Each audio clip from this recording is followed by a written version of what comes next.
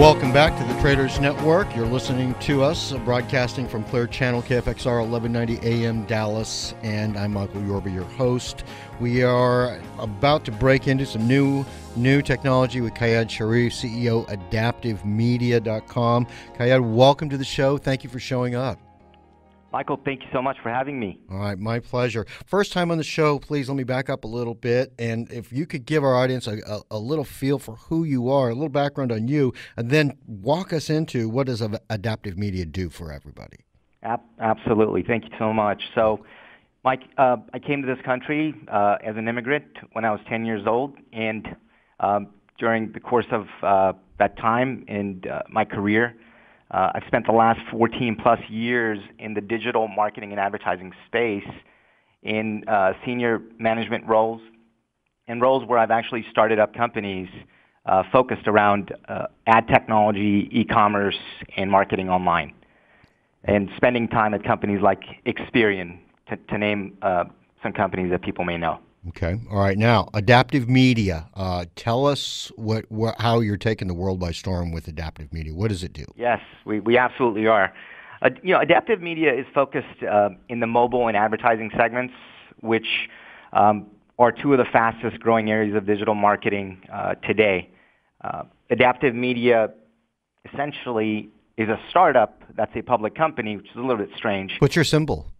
Our symbol is A, D as in dog, T, Tom, M as in Mary. Okay. ADTM. Got it.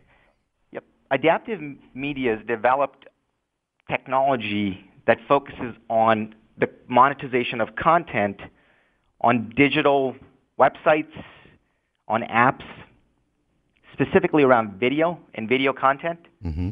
And it's all done programmatically, and it's essentially software that publishers can use to monetize their content. Okay. Are there any twists and turns that keep you special or on the cutting edge of this highly competitive industry sector? Absolutely. We've developed our own technology. It's programmatic in the sense that we're using algorithms that allow us to make the best ad-serving decisions and content monetization decisions.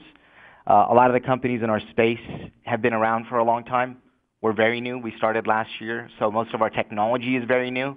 That means we're using the latest cutting-edge programming languages and the best minds here in Southern California to actually power the technology. Okay, all right. Your competitors, give us a flavor for who these kind of people or entities would be, and then we can move a little bit forward by talking about the evolution of Adaptive Media. Absolutely. Two of the companies that I look to that if you combine them would actually have our capabilities. One of those companies is Rocket Fuel. Their symbol is fuel. They just recently did an IPO that was wildly successful, and they're a $2 billion company. Another company that I would look at as a competitor is a company called Bright Cove. And Bright Cove is a company that's also public and is listed on the NASDAQ. Those two companies are the closest competitors that I could think of as far as our technology is concerned. But what you're saying is they would have to combine their talents to equal what you're doing. Absolutely. Wow. We've built the only end-to-end content monetization solution that takes into account programmatic as well as on the content side having 300,000 pieces of content that's available for publishers to come in, pull, and place on their site. Now, this is really cutting-edge technology for all the people that are out there trying to get the word out. Talk to me about the evolution of Adaptive Media as of today. How did you get where you are, and then let's move into the future. What do you think is going to happen next?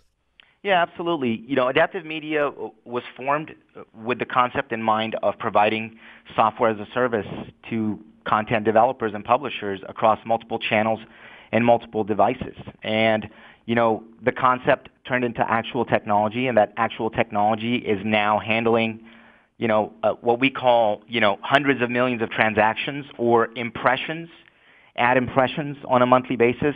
So not only have we gone from concept to alpha to beta, we're actually live doing good revenue and a lot of good quality customers and a lot of great data around the platform itself. Now, you just posted your revenues for the third quarter back in November, right?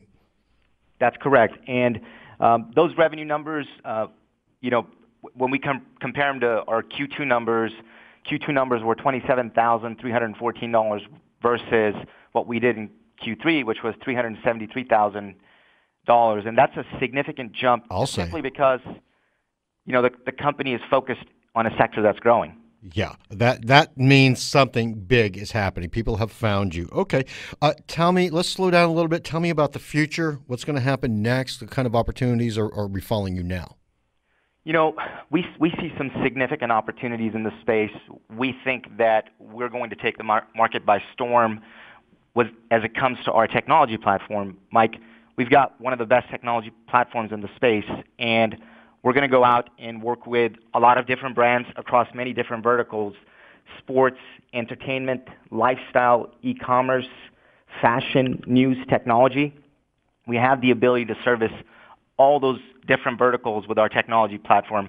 We've just scratched the surface, and we are going to be as competitive in the marketplace as some of these other companies that have raised hundreds of millions of dollars to build their technology. Give our audience a feel for the dollar size of the market that you're working with now and what the analysts are saying is going to be in the near future. According to eMarketer, for example, which is something that people follow very closely, this year alone, the mobile advertising market will be $17 billion. That's one sector that we play in. The other sector, which is video advertising, will exceed $4 billion. And those numbers are going to quadruple or triple by 2017. So we're playing in a big market with lots of opportunities and a lot of growth. Where do you see yourself in this marketplace? What percentage of penetration relative to market share do you think you guys are going to be achieving as you go forward? Now, I know nobody can hold you this to because the future is always foggy, but sure. Relative to the other statements you've made earlier on the show, there's got to be some room for growth, and I wanted to get an idea where you feel you're going to fit in. Without sharing any numbers, I can tell you that there is no ceiling for us as far as growth is concerned, because we're playing in a space that collectively is worth, in the tens of billions as far as market spend is concerned. All we have to do is be, less than 0.5% to be a viable business that's doing a lot of revenue and a lot of great profit and a lot of margins for our shareholders. Okay. Now, in this market sector, where do you see the hot spots, the new places where people are going to start spending their money and they're going to start trying to push the technology to deliver their message? It's going to be mobile. It's going to be the tablet devices. Advertisers are looking very closely at figuring out the smartphones and the tablets for content consumption, and we're right there. We've got the technology, we've got the content, and we're positioned to take advantage of that. One of the things that I had thought about a little while ago is whenever you go into the doctor's office, you find that they hand you a clipboard and a piece of paper and a pen, is being able to take your technology and move into these professional offices where they always are asking their patients, their clients, for information, and being able to capture that marketplace with your technology. Is that something that you're seeing viable as we go forward in the near future? Our technology is really agnostic to the place and the area where we can play, because we have the ability to have technology that can be deployed very easily. People that want to use our platform can easily license it and adopt it to whatever they want to use it for. So I think we're going to be very open to a lot of opportunities like that and many more in the years to come. Okay, tell us about your contact information. ADTM is your symbol, Apple, David, Tom, Mary. But tell me about how our audience can find you to continue this conversation. And when they get there, I think you've got some videos for them to look at too. Yeah, we do have a lot of great content on the site. The site is adaptivemeasinmary.com. That's adaptivemeasinmary.com.